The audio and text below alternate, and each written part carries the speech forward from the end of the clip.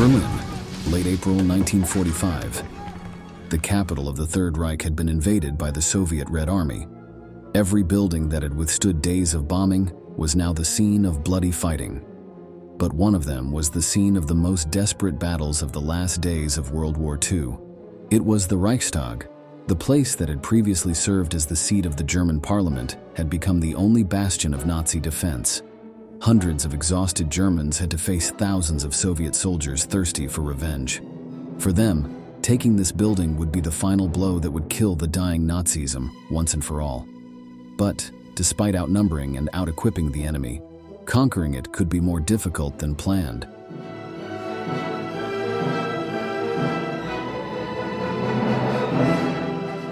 Today, in this new episode of Military History, we will tell you all about the brutal assault on the Reichstag in Berlin, the building that was the scene of the final collapse of Nazism.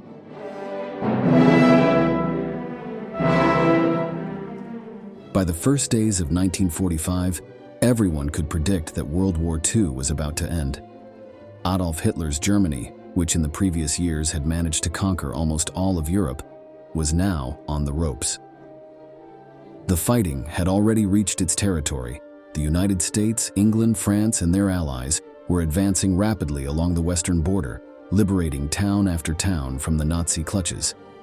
In the east, the Soviet Red Army was doing the same, feeding its terrible thirst for revenge after suffering years of massacres against its soldiers and civilian population. The German armies were forced to retreat steadily towards Berlin, the capital of their collapsing empire.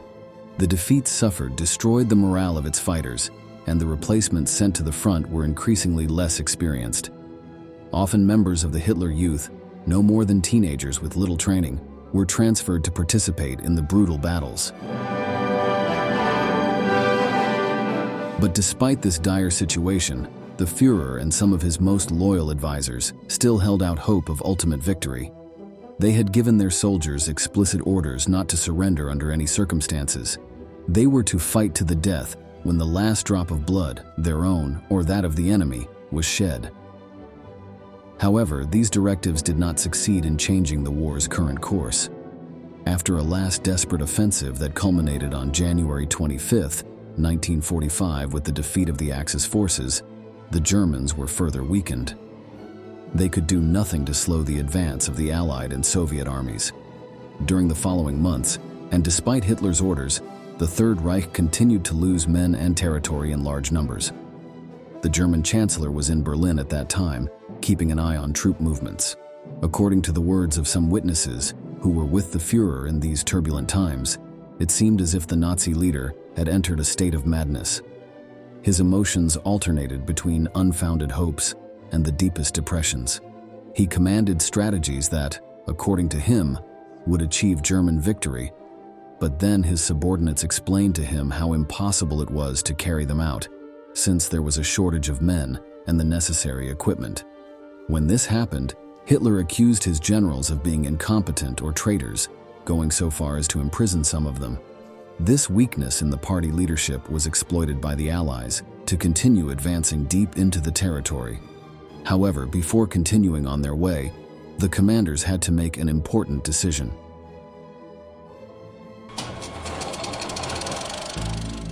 Berlin was less than 300 miles from their advanced positions. Most Allied commanders wanted to race to the city to beat the Russians. But at a conference a month earlier in the Black Sea port of Yalta, the Allied leaders had divided up Germany into zones of influence. Berlin was firmly inside the Russian zone. So Eisenhower was instructed to tell his commanders to ignore Berlin and spread out to take the rest of the country.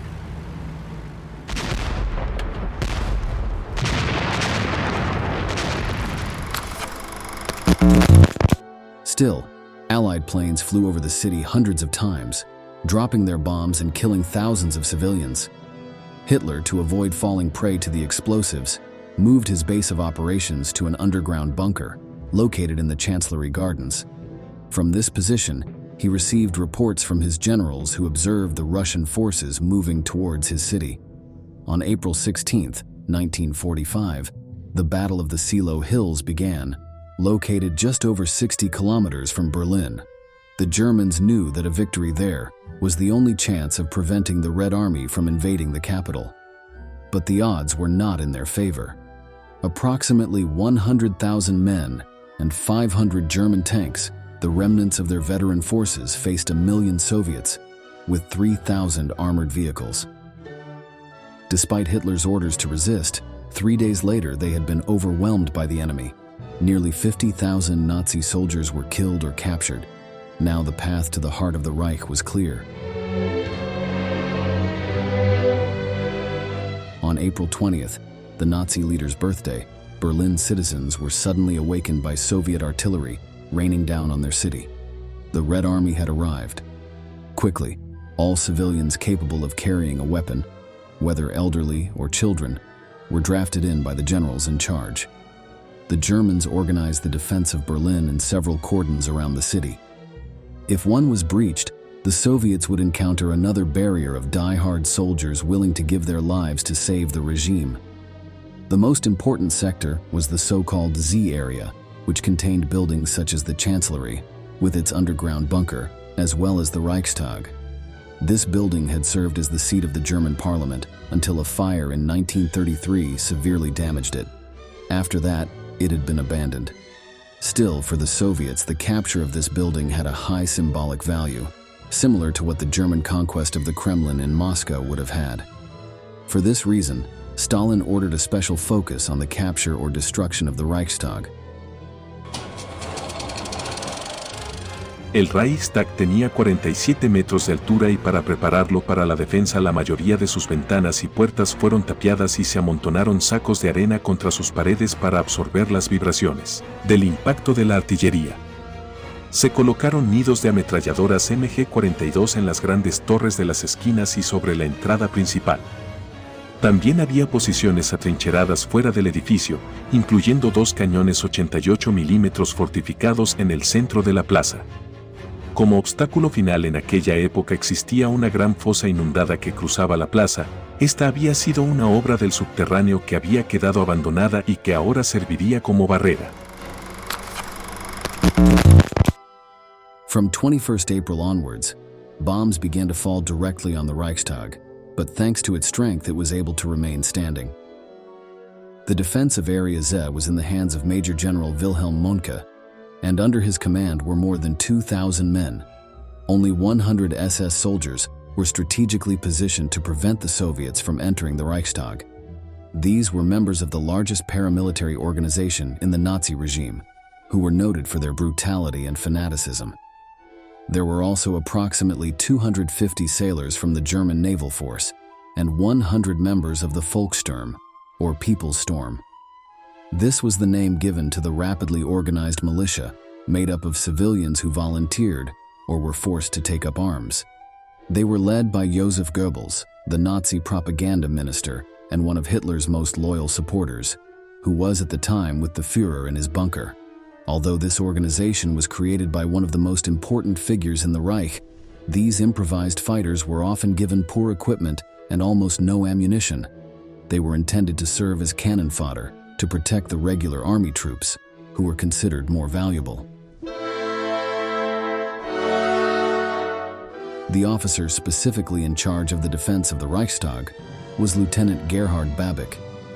He had placed his command post in the ruins of a building near the former seat of the German government, from where he could observe the Soviets when they began their attack. In addition to the soldiers with their rifles, he had 2 88mm cannons, ideal for destroying enemy tanks. In a nearby tower located in the Berlin Zoo, there were 8 anti-aircraft guns, which could also be used against ground targets. They were formidable defenses, but they were about to face a force with overwhelming power. Stalin and his generals had under their command 1.5 million soldiers, as well as vehicles, planes, and artillery.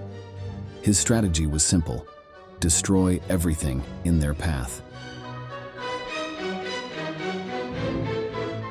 After the barrage of explosive shells began on April 20th, infantry units overwhelmingly advanced on the defenders, with the armored ships returning the fire of the German guns.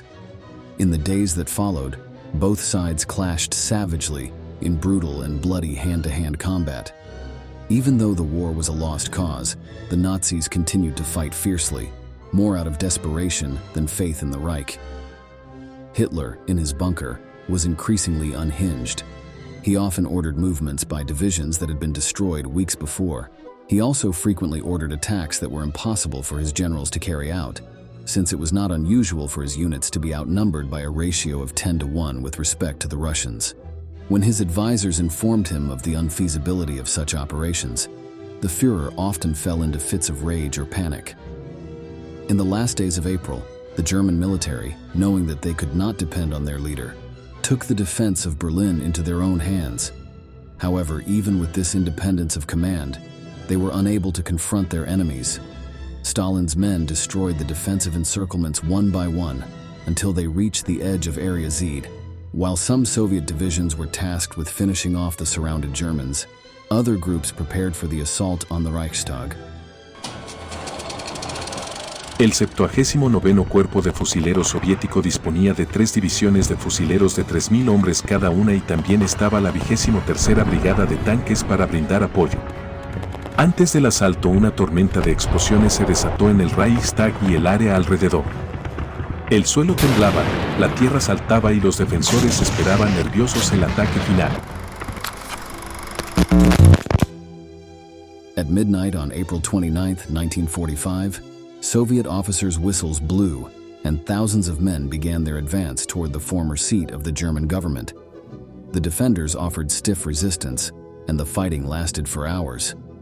By the time the sun began to rise, the Red Army soldiers had managed to enter the diplomatic quarter where the building was located. Still, they suffered heavy casualties. Anti-aircraft guns from the city zoo rained fire on the Soviet heads, destroying many of their tanks before they could get into action.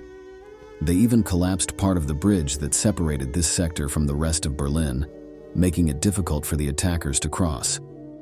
To add to the difficulty, 100 Germans from a parachute division launched an attack on the rear of the invading forces. Thanks to this maneuver, some of them managed to get inside the Reichstag and join Lieutenant Babbich's defenses. However, despite the number of dead, the Soviets still had many more fighters than the Nazis. The advance continued, and local ammunition began to run low. For the rest of the day, the fighting was focused on the Ministry of the Interior, a building located next to the Reichstag, where many Germans had entrenched themselves. The fighting was so savage that despite the overwhelming numerical superiority of the Russians, they only managed to conquer it the next day.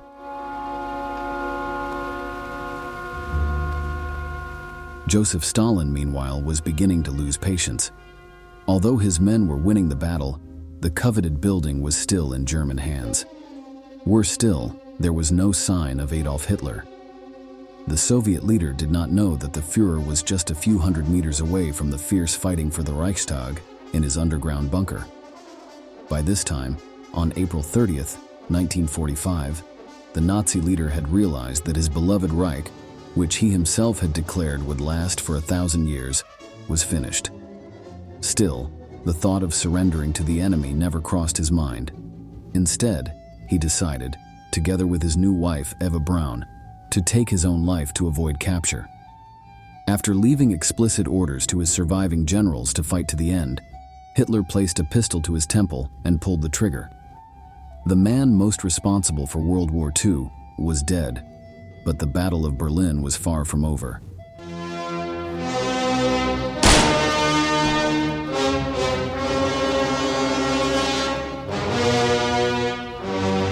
That same day, Stalin gave his men the directive that the Reichstag must fall before May 1st, International Workers' Day.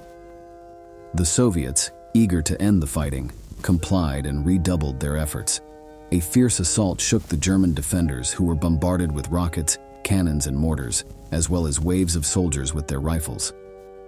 The KlLLED Opera House, located directly opposite the Reichstag, was captured, but the attack on the former seat of government was still fiercely contained. By then, around 300 Germans were able to continue fighting inside the building. Lieutenant Babic radioed other divisions for reinforcements.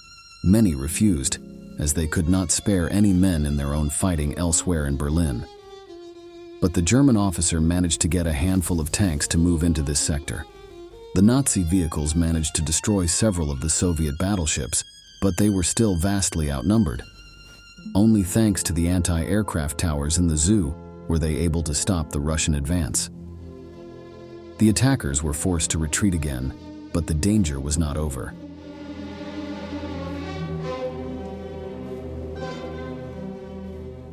At 6 p.m. on May 1st, as the sun began to set, the Red Army launched a new assault, much more brutal than the previous ones. Russian tanks fired directly at the walls of the Reichstag, seeking to create a breach.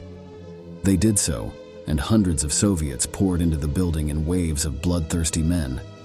The fighting boiled down to brutal hand-to-hand combat, with every corner of the building being fiercely defended. Grenades were thrown continuously, obscuring vision and deafening soldiers on both sides. After an hour, the first building had been secured, but many Nazis still remained in the basement and on the upper floors.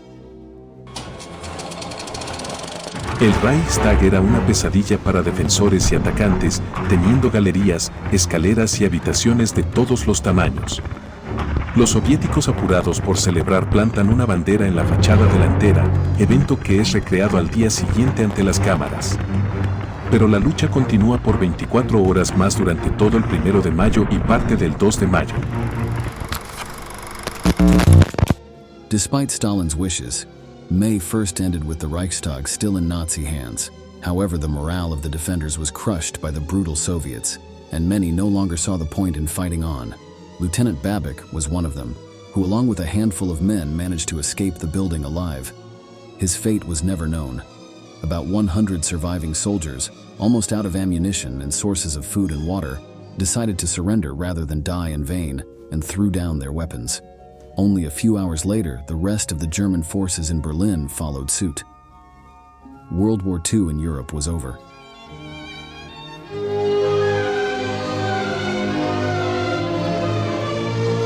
In just 2 days of fighting, the conquest of the Reichstag cost the lives of hundreds of attackers and defenders. The building was almost completely destroyed after the fighting. The new German government, established by the victors, saw no use for the precious loot, but the Berlin population did. In the months following the end of the conflict, the entire area was used for planting vegetables to feed the starving German population. In this way, what was once the scene of a brutal battle became the source of life for the lucky survivors.